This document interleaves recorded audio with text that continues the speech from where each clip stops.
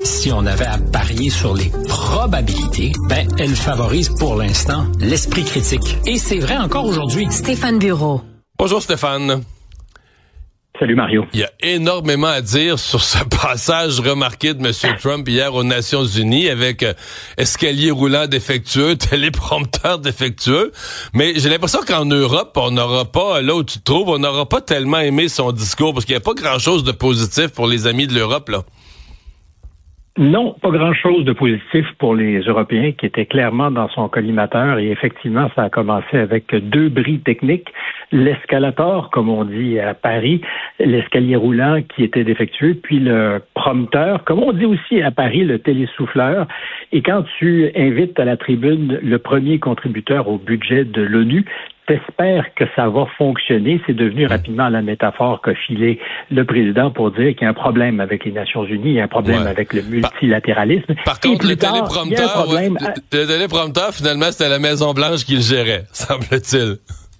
C'est la Maison-Blanche, donc, qui clairement, à ce moment-là, avait un problème et a mal choisi le moment pour que ça soit défectueux. Sinon, ça a bien servi la parole présidentielle parce que le président voulait, dans les circonstances, dire les Nations Unies, c'est quoi cette affaire qui ne fonctionne pas, a ajouté évidemment l'insulte à l'injure en précisant que les changements climatiques, c'était la plus grande arnaque de tous les temps, comme l'est d'ailleurs la transition verte. Ça ressemblait pour beaucoup, je ne sais pas si tu t'en souviens, au printemps dernier, même à l'hiver dernier, quand J.D. Vance était sorti pour la première fois en Europe, la conférence sur la sécurité à Munich, et qui avait fait la morale aux Européens en leur disant vous appliquez la censure, il n'y a pas de liberté d'expression, vos frontières sont poreuses et vous êtes en train de diluer votre culture. La version 3.0 de ça, c'était Trump qui la donnait hier à l'Assemblée générale des Nations unies, avec toujours la même méthode. D'abord, la sidération, la stupéfaction, parce que tu écoutes ça, tu te dis c'est pas sérieux, il n'est pas en train de dire que les changements climatiques, c'est complètement bidon. La réponse, c'est oui. Pour ensuite, évidemment, ajouter, vous êtes en Europe en train de vous tirer dans le pied avec cette transition verte qui va vous coûter très cher. D'ailleurs, vous devriez rapidement vous résigner à l'idée d'acheter notre gaz liquéfié parce que en achetant de l'énergie russe, il le rappelle régulièrement, vous contribuez à la caisse du Kremlin, donc vous ne faites rien pour ralentir la guerre en Ukraine. Et là-dessus, il met le doigt sur un bobo quand même, là. Il met certainement le doigt sur un bobo. Sinon, parce que ça m'intéresse depuis un certain temps, cette position vraiment idéologique du président Trump sur la question des énergies renouvelables. Tu l'auras compris, comme un Don Quichotte, il se bat contre les éoliennes et il se bat aussi contre le solaire dans un contexte où la demande d'électricité aux États-Unis va exploser, a déjà commencé à augmenter substantiellement et où les sources pour produire de l'électricité sont pas si nombreuses. Alors, on en a souvent parlé, toi et moi. Construire une centrale nucléaire, parce qu'il est très favorable à ça, c'est ce qu'il disait d'ailleurs aux Européens. Que faites-vous en fermant vos centrales nucléaires, comme les Allemands l'ont fait? Alors, c'est une idée, mais ça prend du temps. Même les petites centrales, ça prend du temps. Alors que le déploiement de l'énergie solaire, d'abord, est de plus en plus compétitif et se fait beaucoup plus rapidement. Le seul problème, c'est que les Américains, comme une partie, sinon l'essentiel de l'Occident, ont peu ou mal visé dans ce secteur et aujourd'hui, il est pas mal contrôlé par la Chine. Et quand tu achètes la technologie, tu achètes souvent de la technologie chinoise, des panneaux chinois, ça déplaît souverainement au père Trump.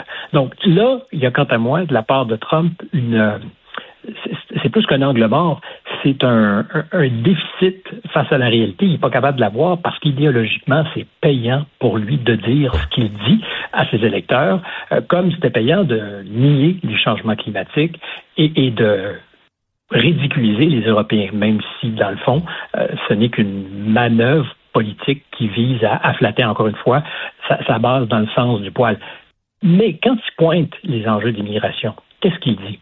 Il dit, en Europe, il y a plein de leaders qui sont pas sous l'écran radar, mais qui n'ont pas le succès dans la représentation qui est la leur, qui correspond à leur base électorale. Alors, c'est vrai de Nigel Farage en Angleterre, c'est vrai d'une certaine manière du Rassemblement national qui pèse pour à peu près 35% des électeurs. Il est très loin de son rêve présidentiel parce que systématiquement, tous les partis de l'extrême gauche à la droite traditionnelle s'unissent pour leur bloquer le passage. Il y a 2 endroits où les choses ont changé. La Slovaquie et puis la Hongrie depuis 10 ou 11 ans. Puis évidemment, le régime d'Orban est toujours montré du doigt comme l'incarnation de la pire des dérives autoritaires, ce qui n'est pas totalement faux non plus.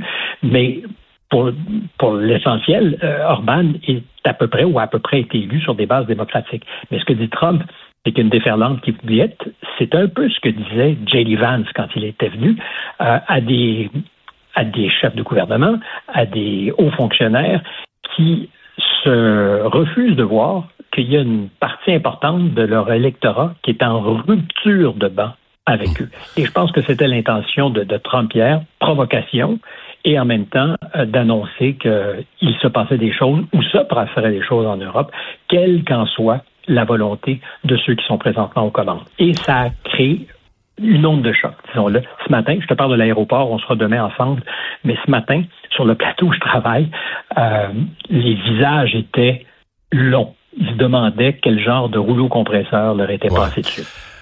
Stéphane, il y a quand même plusieurs choses dans la journée d'hier que Trump a dites qui vont dans le sens que il s'impatiente avec Poutine. Là, il a recommandé, d'ailleurs, il a dit aux pays de l'OTAN, si vous avez des avions russes ou des drones russes qui survolent votre territoire, abattez-les. Donc, il a pris la position qu'on pourrait appeler radicale sur cette question-là. Il a dit que l'Ukraine, avec l'appui là, des alliés, pourrait regagner son territoire. Il a lancé dans le discours un avertissement à Poutine. Il a dit aux pays européens de plus acheter son pétrole. Mais quand tu mets ça bout à bout, moi j'interprète ça comme une impatience là envers Poutine. Maintenant, la question, est-ce qu'en Russie on prend encore Trump au sérieux ou les menaces de Trump au sérieux? C'est difficile, sinon que la dernière fois qu'il a vraiment menacé, au mois d'août, quand il a fixé un horizon de 10 jours pour imposer des sanctions, soudainement le Kremlin a accepté un sommet, soudainement le Kremlin s'est mis à parler et à réagir aux menaces de Donald Trump. Est-ce qu'il pourrait changer d'avis? Certainement, parce qu'il est très versatile. Puis sur la question des avions russes qui pourraient être abattus, où il aurait donné son feu vert, il faut voir qu'un peu plus tard, quand on lui a posé la question, mais est-ce que ça signifie que vous seriez prêt, vous, à remplir derrière s'il fallait qu'on abatte un avion russe? Il a dit que ça dépend des circonstances. Et moi, je demeure convaincu de ce dont on parlait hier. Dans un premier temps, il n'est pas dupe que les Européens, évidemment, font de gros efforts pour ramener Trump en Europe, pour faire en sorte qu'il soit à leur côté et qu'il n'y a pas un hasard entre la communication intelligente et bien faite sur ces incidents de violation de l'espace aérien, parce que c'est déjà arrivé, mais que ça se passait plus discrètement, qu'on ne faisait pas la publicité qu'on fait présentement. Donc, je pense qu'il y a une volonté de faire en sorte que Trump soit lié à l'Europe. Et puis, hier, j'ai pas entendu là-dessus qu'il changeait d'opinion. Ce qu'il dit, c'est les Russes pourraient être surpris, pourraient perdre même le territoire qu'ils ont conquis. C'est un Trump froissé, fripé même, dans son amour-propre, qui n'a pas pu livrer ce qu'il pensait être capable de livrer. Déçu, dit-il, de la parole de celui avec lequel il pensait aussi avoir une bonne relation. D'ailleurs, c'était assez candide dans son discours, là. Il a dit, je pensais que ce serait le conflit, je pensais que ce serait le conflit le plus facile à régler à cause de ma bonne relation avec Poutine. Puis donc cette déception-là, il l'a livrée avec une certaine candeur là, devant l'Assemblée de l'ONU.